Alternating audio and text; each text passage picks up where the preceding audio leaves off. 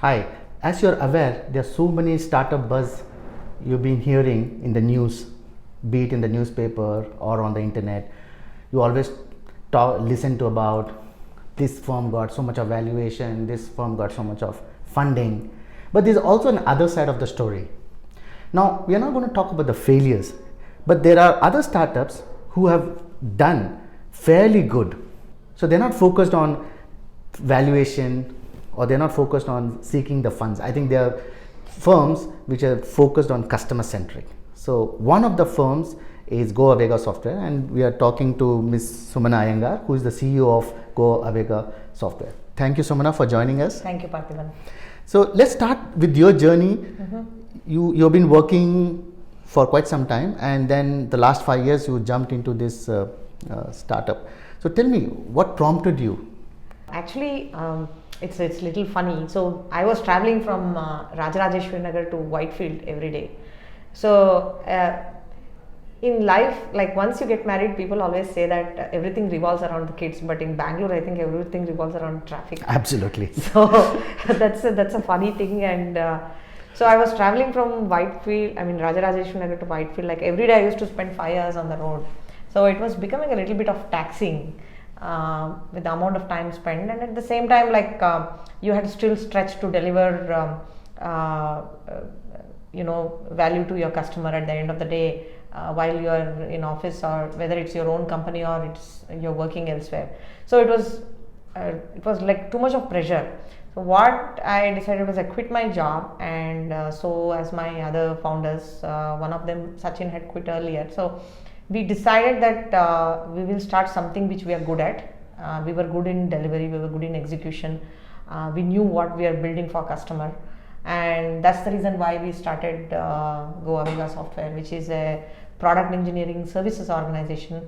You were driven by the passion of what you're good at it, and how can you take that and help the customers? And you see that gap, and you're trying to fill that gap by providing your services to the customers. That's right. That's right. See, generally people say that when you do a startup, try something innovative, creative, something new. Or with my partners, our belief is, see, this is the first time you are also doing a startup, right? So you're a first generation first entrepreneur. Learning for us. Even it's a big learning for us. So we decided, let's do something what we are good at, and we can always excel. When you know you're good at something, and you learn so much, and you can excel in the same area, and then over a period of time along the way, you can always build what you wanted to build, whether it could be some other innovative product or whatever. So that's how we started Goavega. So our goal is not to be just a valuation focused organization. Our goal is to be more of a value creation organization for our customers, because honestly speaking, if there are no customers, then there is no business. Absolutely. So, tell me some of your challenges. I'm sure you must have faced a lot of challenges, and from 3 to 50 plus organization, it's quite a remarkable journey. That's right. So what challenges did you face? Yeah. So the first and foremost challenge was how to find customers. So what we did was we tried to reach out to people whom we had worked in the past, who know us, who trust us, who know that we are good in what we have been delivering to them earlier. So we reached out to them and said that, look, we have started so and so, and we would like to get some opportunity. And the great thing was that they did give us some references, some opportunities, and that's how we started working on a few projects. We started with consulting, and over a period of time, we were able to get good connects with the people, and grow this organization from 3 to 50. Okay. So that was the first challenge. The second challenge was how do we hire, how do we attract the talent to join your organization? Because when we started, cost was a very important factor. And so we started in a 2-bedroom apartment, and people who used to come for the first round of interview, they never used to come for the second round looking at the apartment. They used to run away. They said, oh, I won't join this organization. I think it's a natural thing for them, because everybody has a dream to have big brand names in their profile. They want to work in a larger organization. very few have that maturity that no, it's not about just the brand. It's Exactly. about the nature of work we do. Very few people think that, and I think we have hired those very few people here who are very mature in the organization, who knows what is important for the customer, who knows that in the early stages of their career, learning is very, very important than just the huge pay packet or the big brand names. Okay. So these two were the biggest challenges, and the third challenge was, of course, we didn't have any idea in all the other functions of the business because we were always in the delivery side. So I had a lot of challenges in the sales because I didn't even know how to write a proper sales email. So tell me a little bit. I think these are very common challenges. So how did you overcome that?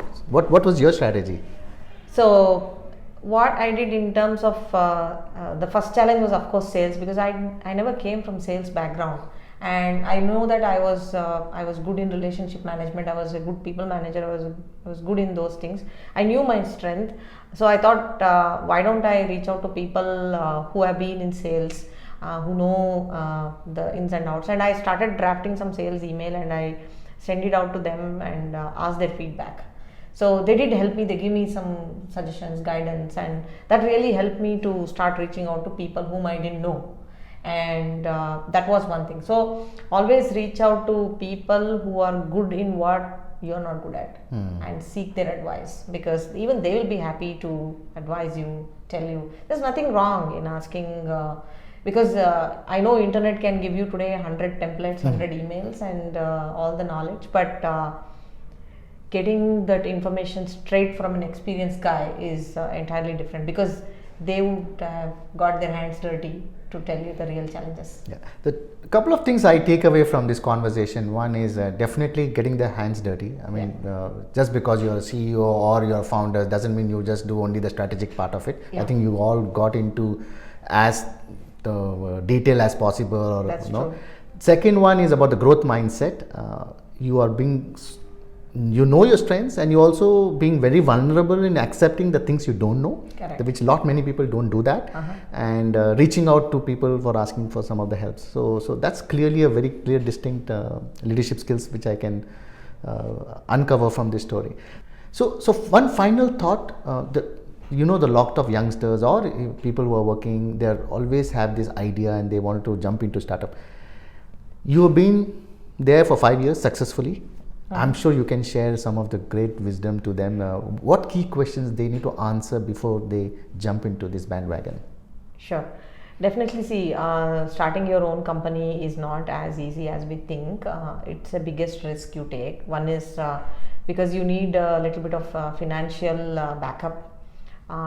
Because initial period you will not have the money to support you. So you should have accumulated some fund for say 6 months where you can cover your day-to-day expenses. So 6 months, even we did not take the salary for 6 months, and 6 months to 1 year probably.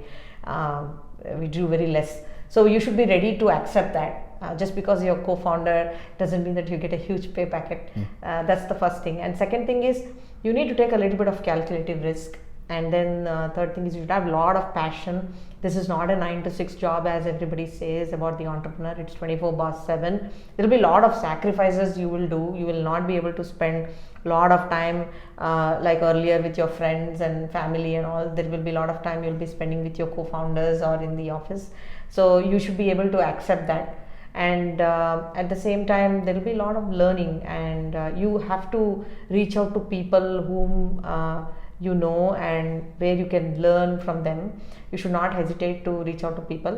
You should never shy away, and you should be really bold, really be passionate. You should never shy away from asking what you want. So there's nothing wrong in asking what you want.